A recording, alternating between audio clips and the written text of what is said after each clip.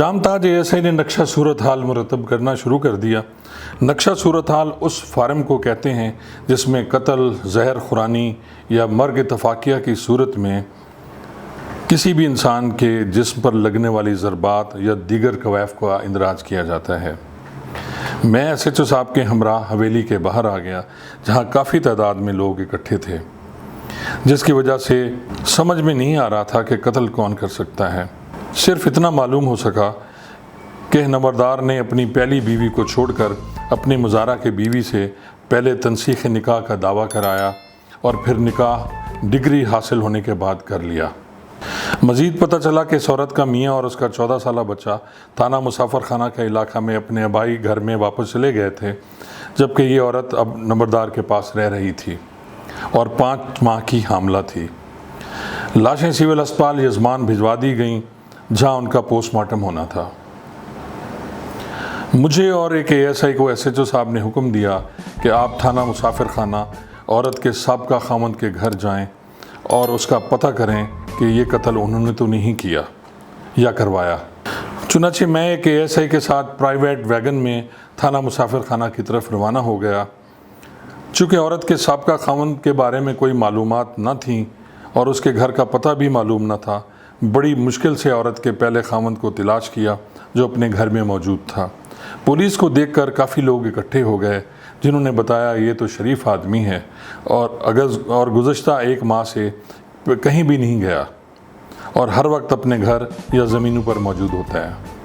वो उसकी हर तरह से गवाही देने को तैयार हैं। जब उसके बेटे के बारे में पूछा गया तो बताया कि वो एक मदरसा में कुरान पाक की तालीम हासिल कर रहा है। वो तो 14 साल का है, इस वक्त वो मदरसा में होगा। हम उसके बाप को लेकर इस बच्चे के मदरसा में गए। मज़कूरा मदरसे में सोया हुआ था। मदरसा से भी पता चला कि ये कहीं नहीं गया।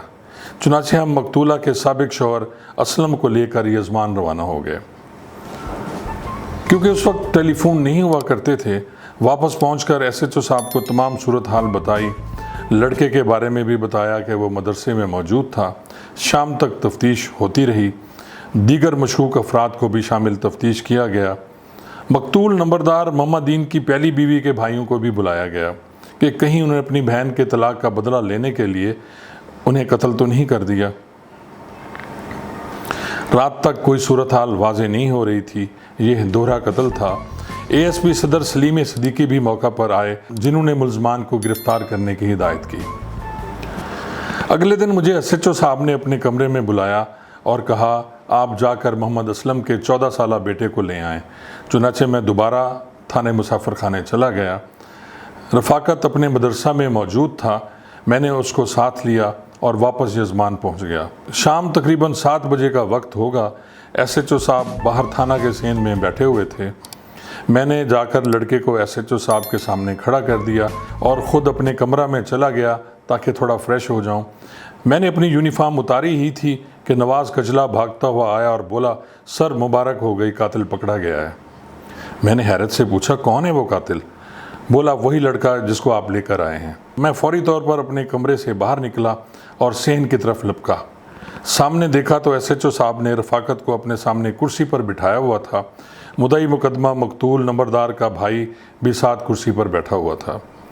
मार साहब बोले, खान साहब आप कातिल नहीं ढूंढ सके पर मैंने ढूंढ लिया। मैंने कहा, सर आप मुझसे ज़्यादा तजर्बाकार हैं। रफ़ाकत के चेहरे पर इत्मीनान था। मुझे उसके चेहरे पर किसी किस्म का कोई खौफ या पशेमानी महसूस नहीं हो रही थी। रफ़ाकत ने अपनी कहानी यूँ सुनाई और बोला, हम 2 बहन भाई हैं। बहन मुझसे छोटी है। मेरा वालिद गुज़श्ता 5-6 साल से मकतूल नंबरदार के पास मुजारा था। कुछ अर्सा कबल नंबरदार ने मेरे बाप को ज़मीन से बेदखल कर दिया, लेकिन मेरी माँ नंबरदार के घर रह गई। मेरा वालिद मुझे और मेरी छोटी बहन को लेकर मुसाफिर खाना आ गया। मुझे मेरे वालिद के ज़रिए मालूम हुआ कि मेरी माँ ने नंबरदार के साथ शादी कर ली है। मदरसे के तमाम बच्चे मुझे ताना मारते थे कि तुम्हारी माँ तुम्हारे बाप से तलाक लिए बगैर नंबरदार के साथ रह रही है और ज़िना कर रही है, जिसकी मुझे बहुत तकलीफ़ हुई थी। मेरी समझ में नहीं आता था कि मैं उनकी बातों से कैसे पीछा छुड़ाऊँ। चुनांचे मैंने तानू से तंग आकर ये सोचा कि क्यों ना अपनी माँ और नंबरदार को कत्ल कर दूँ। मेरे पास कुछ पैसे जमा थे।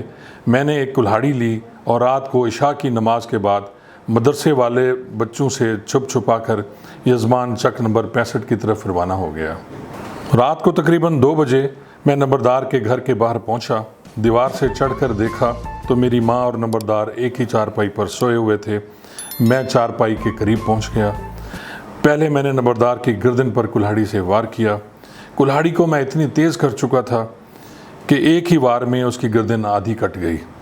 اتنی دیر میں میری ماں کی آنکھ کھل گئی اور اس نے اٹھ کر بھاگنے کی کوشش کی۔ میں نے اس پر بھی کلہاڑی سے وار کیا۔ اس نے اپنے بچاؤ میں اپنے ہاتھ آگے کیے، لیکن میں نے نہ تو اس کو شور کرنے کا موقع دیا اور نہ بھاگنے کا۔ ہوا کافی تیز چل رہی تھی۔ میں دروازہ کھول کر باہر آ گیا اور واپس نماز فجر کے وقت مسافر خانہ پہنچ گیا۔ کلہاڑی میں نے راستے میں جھاڑیوں میں پھینک دی تھی۔ رات کافی ہو چکی تھی، لیکن مار صاحب بولے، خان صاحب اٹھیں، کلہاڑی برآمد کرنی ہے۔ میں نے کہا، سر اندھیرا ہو چکا ہے، اس وقت ہم کلہاڑی کیسے ڈھونڈیں گے؟ تو وہ بولے، اعلیٰ قتل کی برآمدگی میں کبھی دیر نہیں کرنی چاہیے۔ چنانچہ ملزم رفاقت کو ہتھ کڑی لگا کر اپنے ساتھ لیا اور جائے وقوع پر پہنچ کر وہاں سے پیدل رفاقت کی نشاندہی پر مسافر خانہ کی طرف روانہ ہو گئے۔ روشنی کا معقول انتظام کر لیا گیا تھا۔ چک نمبر 65 سے 7 کلومیٹر دور خون آلود کلہاڑی برآمد ہو گئی، جو ایک جھاڑی میں پڑی ہوئی تھی، اور ہم لوگ واپس تھانے پر آ گئے۔